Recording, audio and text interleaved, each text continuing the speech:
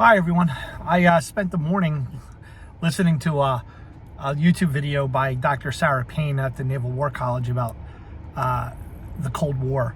What an excellent video. I wish I could just talk about that.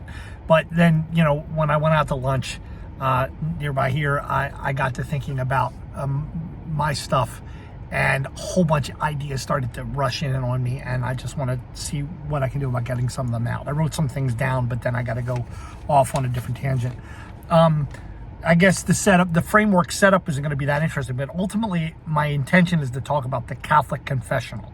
To talk about whether or not we should go to confession with a Catholic priest if you're a baptized Catholic. And then, we'll get there.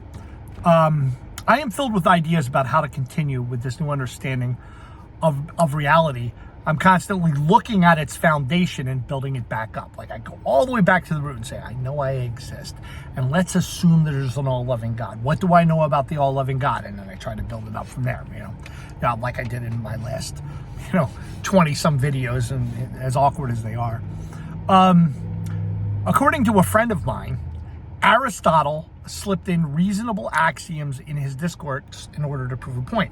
As he's making an argument, he would just announce or slip a new axiom, and whether he knew he was doing it or whether he did it intentionally without announcing it, I don't know. But this is something that Aristotle did.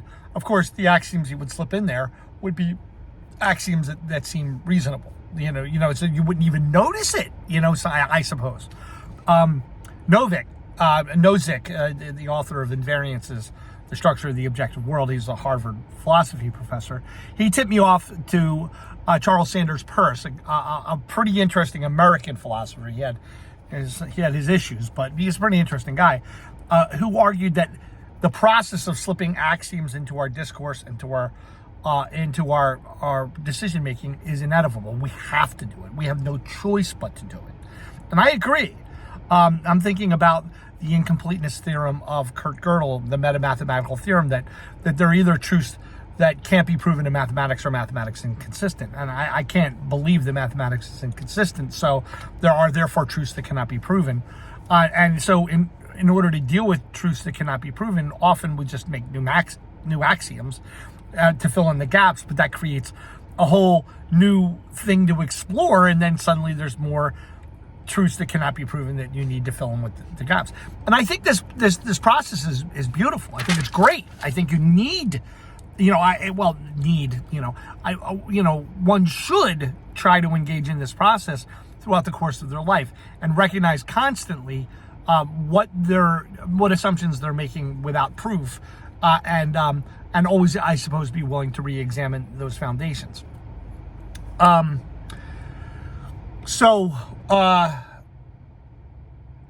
Where am I going with this? Well, okay, so just let me ask a concrete question. I'm talking all this stuff about there's an all-loving God who doesn't know what the future is. Time is the power of God pushing the universe forward, and that's how he discovers what's going to happen, by pushing the world forward with time. He doesn't know what's going to happen. That's my basic idea about this all-loving, all-knowing, all-powerful God that might be there, and then I'm going to accept is there. Just because I believe that there's a God doesn't mean that I have to believe in the church or Islam or Judaism or any person's individual religion or grouped religion. That forms the axiomatic foundation of my beliefs. Okay, so should I go to Catholic confessional? It's a great question.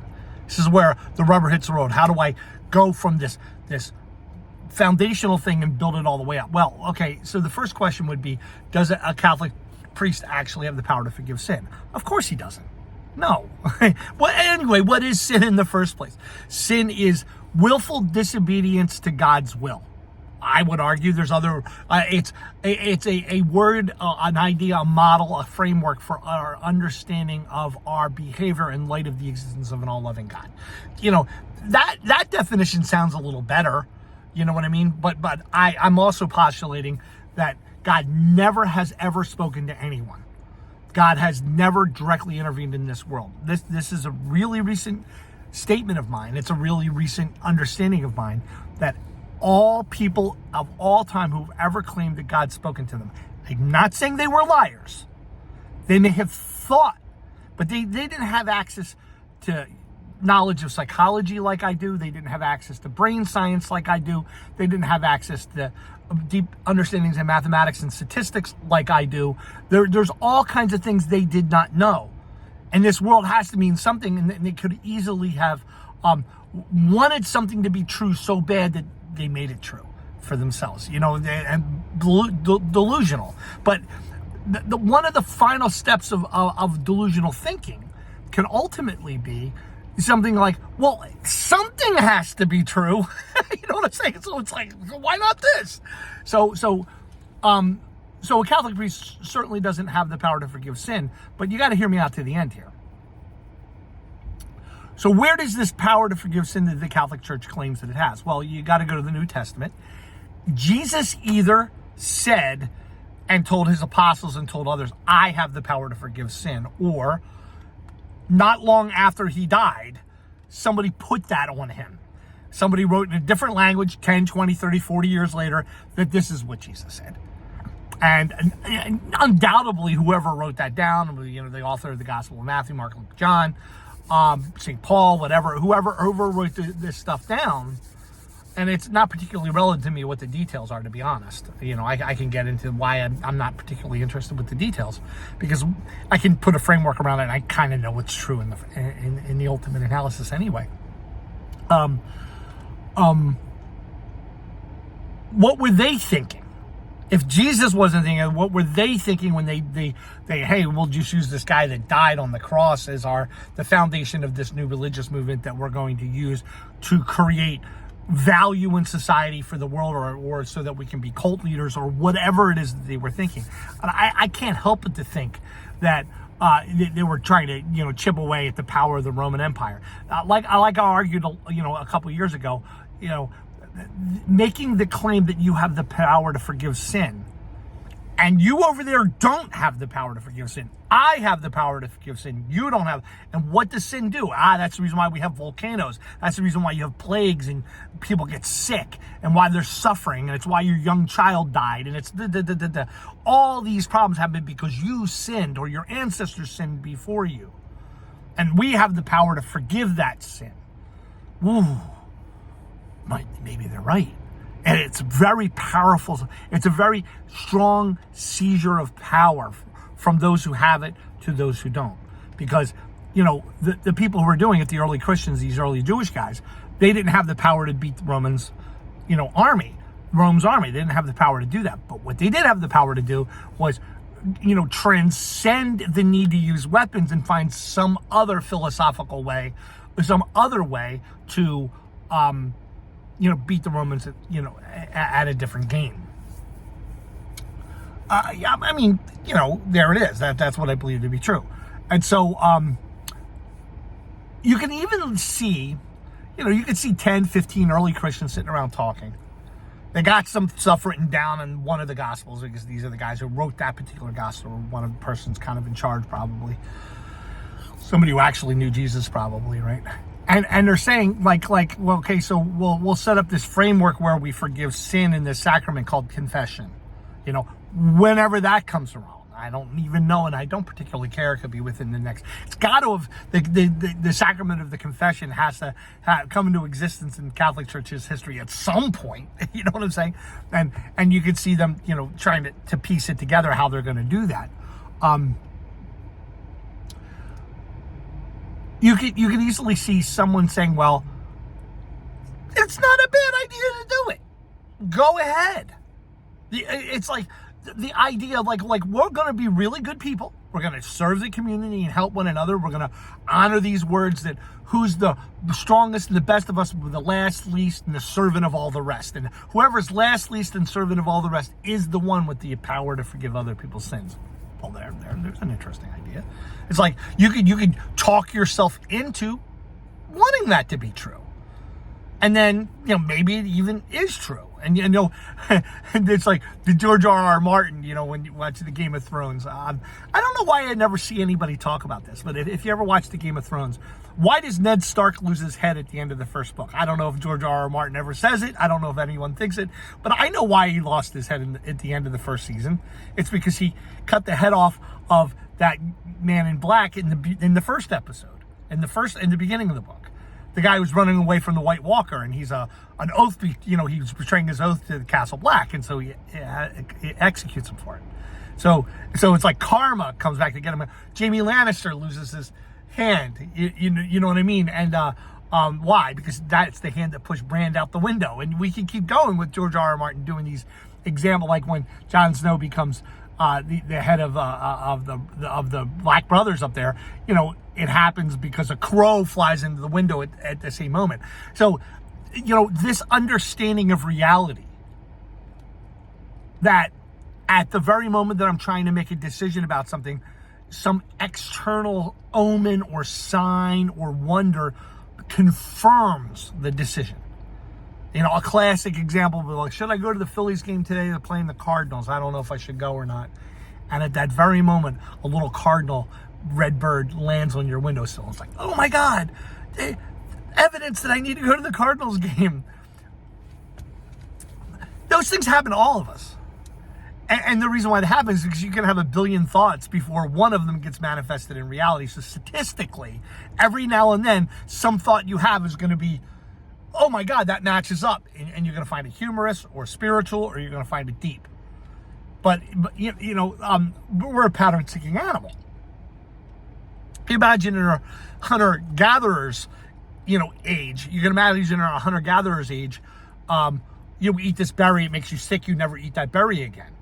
Oh, now we're going to go attack that tribe over there. Just before we attack that tribe, a crow flies by, right? And then we attack the tribe and we lose. And we're later on trying to talk to ourselves about why we were unsuccessful when we tried to attack that tribe over there. It's because that crow flew by. Yeah, that's what it was. So the next time we go set up, make sure you look for the crow. Make sure the crow doesn't fly by at that moment. If you really look carefully at, Tyrion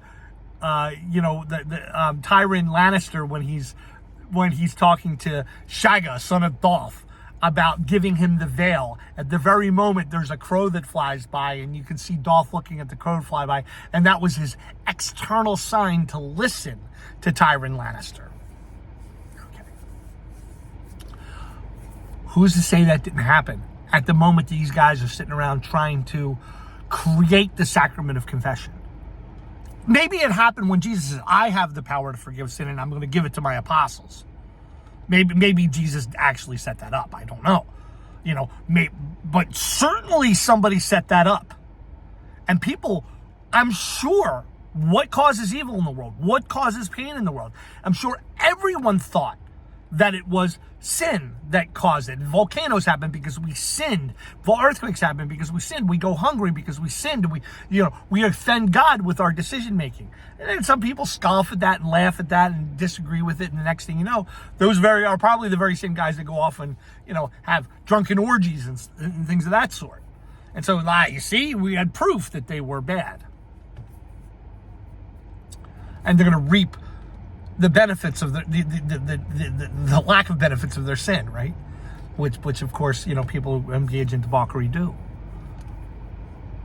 So you could see it getting set up, and you could see how something spiritual might have happened to these guys to be like, yeah, let's say we'll have the power to forgive sin. And, if we're going to do that, we need to be really, really good people. If we're going to seize the power to forgive sin, if we're going to say that we have the power to forgive sin, we're going to need to be really, really good people in order to confirm our ability to do this.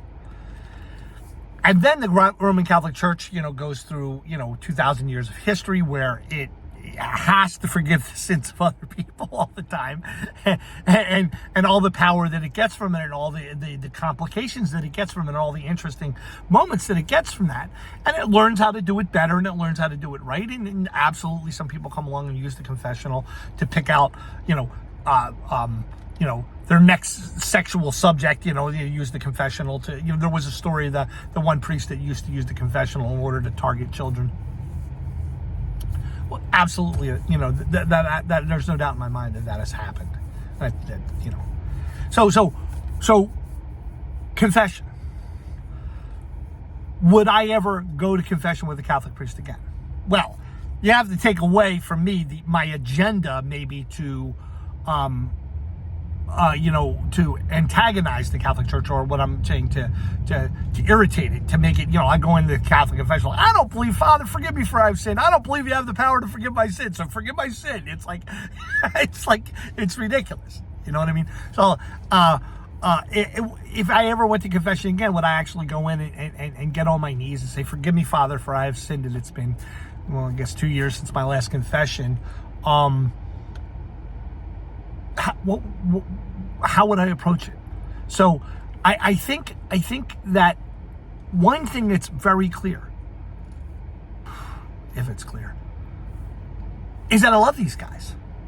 The priest on the other side, whoever he is, sometimes to make the decision to take the oath of celibacy and take the oath of obedience, has put them in this servant position where, I feel, a certain debt of gratitude to them. Some of them like the power.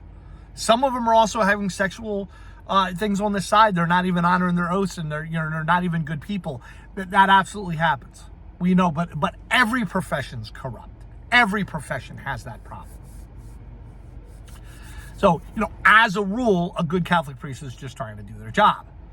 And they know the benefit to the community if people come in and secretly confess to the things that they're doing that they don't like, and they wish they could do it better. And then the priest can maybe give them some advice, and the grace of the sacrament, the serenity that you feel that, now if I died, I'm going to be better off, and I'm going to go to heaven at this point because I was forgiven. So let's take a look. Let's take a step back and go transcend this creation and go to what God's looking at. From my perspective, what is God looking at? He never communicates with any of us. That's the best solution to all the conflicting revelation there is in the world. All these different religions and all these different religious leaders are contradicting one another in what the truth is. This says this, and that says that, and this thing over here says something else. And so the best solution is everyone was just trying to listen to God, and they were just making stuff up, whether they knew it or not. I'm not saying they were liars. That's the best solution to conflicting revelation, that there's never been revelation. Okay.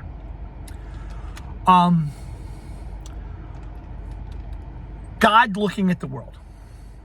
Somebody decides, like me, a guy like me, decides I'm never going to go to confession again. Screw those guys. They don't need to, I don't need to go to a man to get my sins forgiven. What's God going to think about that? Well, let's just look at his perspective looking down. Might be, why not? I mean, wow. When Jesus decided, or the guys immediately after him decided that his organization, his church, would have the power to forgive sin, God was looking at that with, in my opinion, my axioms, my way of understanding God, he's looking at that with interest. He's like, everyone thinks sin exists. I can see why everyone thinks sin's a real thing. I got to let them find their way. I'm not going to tell them. They're in a computationally irreducible system where there's just no way they can know what's going to come next unless they play it out. And they're constantly seeking patterns to understand reality until ultimately they solve, to the extent that I have, they solve the secrets of this universe. And the secrets of our actual lives. Which is to see the Big Bang and see it play itself out, and the entire process of the theory of evolution and all that led to the brains that we have, and try to piece that entire storyline together.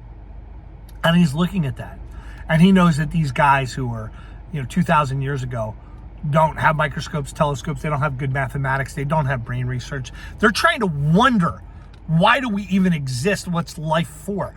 Maybe we should worship God, and maybe we should love one another. You know what I mean? Maybe that's the best way to do it, so we don't have to always go to war. Seems like a reasonable model for reality. And then the best of us are empowered with the authority to forgive sin. But they're not the guys who have weapons and swords. They're not going to be the guys who have money. They're necessarily, or they're not. They're going to be different. They're going to be people who are, and this process of having people who are religiously set apart from the community probably has, it's just natural. It's something that has helped human evolutionary development for 100,000 years. Shamans in this culture, Buddhist monks in that culture, whatever. The people who set themselves up religiously apart from the others. And, and looking back at it, they're not the leaders and they're not in charge. There's lots of things they don't. Sometimes they seize power. The theocracies, right, where the religious leaders seize power, but sometimes not. They let somebody else be in charge, but every now and then when they make a pronouncement, everybody has to accept it. That's a very natural part of it. So it seems to me that a priest claiming the authority to forgive sin by the ministry of the church seems like one reason why many priests are willing to do it, even though they probably know there's no actual objective truth to it. They do it anyway because it's good. It's reasonable. It's not necessarily a bad idea. So if I were to, and then it's also, there's a certain act of loyalty to it. There's a certain act of love involved. It's like, why am I going to cut myself off from those guys? Why am I going to cut myself off from anyone? There's an issue of love and caring about what they do. And maybe they'll be made better by you giving them a good confession. They'll be made better. That's why I think ultimately the number one reformation and number one renovation that the confessional needs is, and I bet you it's already in the canon law. It's not like I'm going to sit around and read church's canon law. I got so many things to study. I just can't. I'm doing the best I can with what I know, But in the church's canon law, I bet you anything if you go in front of a priest and you were like, Father, forgive me, Father, for I have sinned. I'm going to Alcoholics Anonymous all the time. And I'm working on my sinfulness. I don't want to get into the details. Can you please forgive me? Priests will like, yeah, go say 4 Hail Marys, you're forgiven, you're good to go. Makes all the sense in the world that a priest would do that. I bet you it's even in the canon. I don't know though, because I've also have seen some priests who are kind of power hungry. Because very often through the years when I would go to confession, I'm not necessarily, I was always in a situation where I wasn't just focused on myself. I was thinking about that priest. And, yeah, I've done that for a long time. Hey, I am who I am. And so, there's definitely some priests that were kind of power hungry. You're only forgiven for the sins that you enumerate, and you have to name them all, It's like, okay, yeah, maybe. Power hungry. See, the confessional, I don't know, Scientology, the Church of Scientology has something like this, the confession. I don't know. And it's very much used to control people.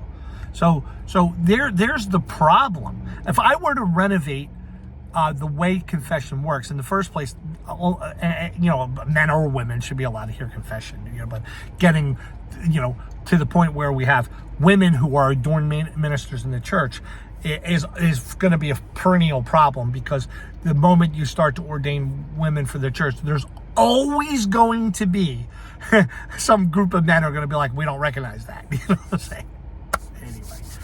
Anyway, somebody hearing confession should have a degree in psychology. They should have studied brain science. Somebody who's gone to confession should have studied the theory of evolution deeply and understand the reactions that we have, how our brains work.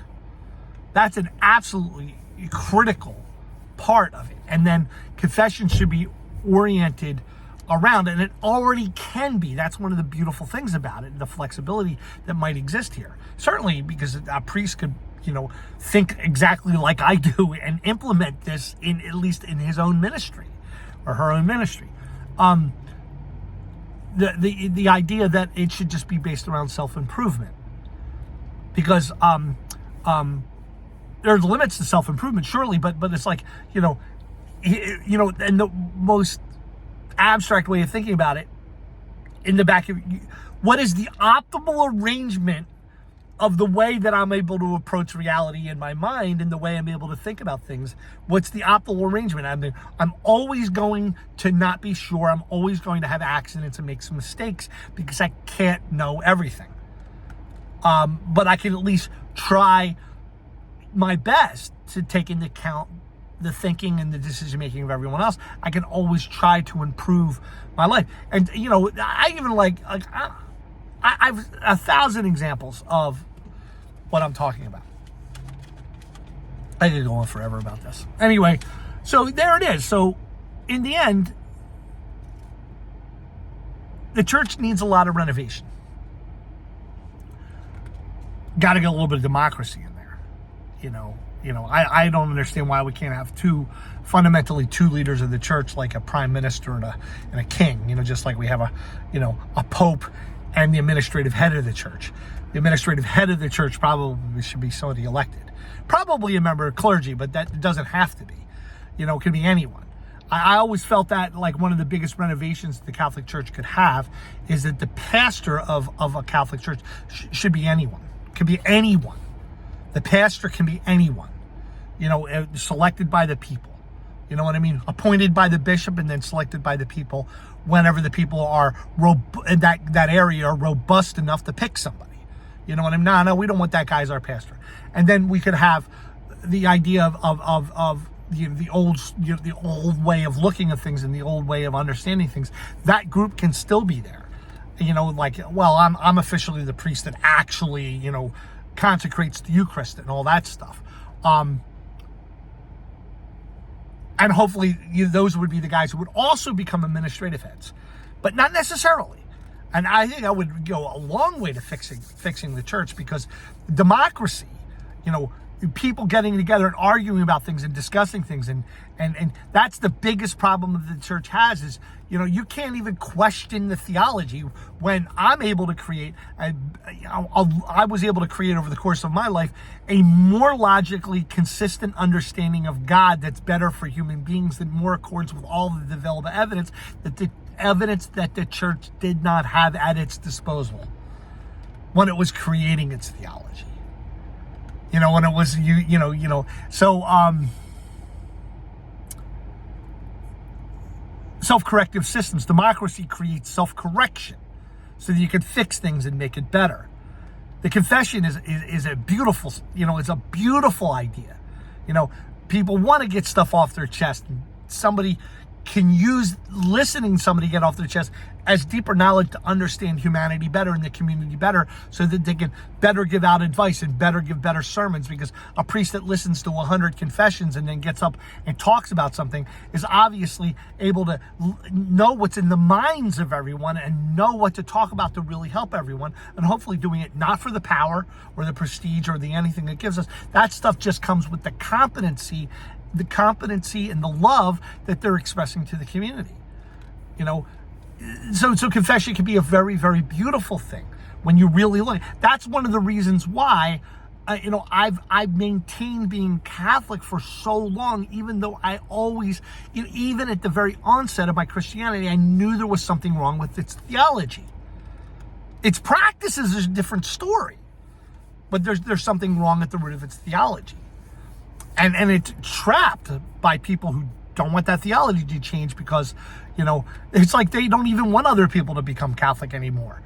It's they have their parishes, and it's like their little religious club, and we control this parish, not you, and we don't even want new people here. You know, except as long as you just come on Sunday and give us money, but we control everything else. You know, that's not what a Catholic parish is supposed to be. So, you know, there it is. I stuttered a lot during this video. I had a lot of things I wanted to get to say. So I guess, what am I saying in the end? Would I still go to confession? Yeah, it would depend on the priest. If there's a priest I like, you know what I mean? And then, you know, in confession, I'm just going to tell him the absolute truth about the things that matter. You know, like, I lied about something in a situation where I felt like I needed to lie. And I hope I honestly am one of those people. I hope I never, ever, ever lie again. I never want to lie, but I grew up lying all the time. I had kind of like, nobody ever taught me to be honest, I guess. I don't want to blame others for that. And I talk too much. So anyway, hey, I love y'all.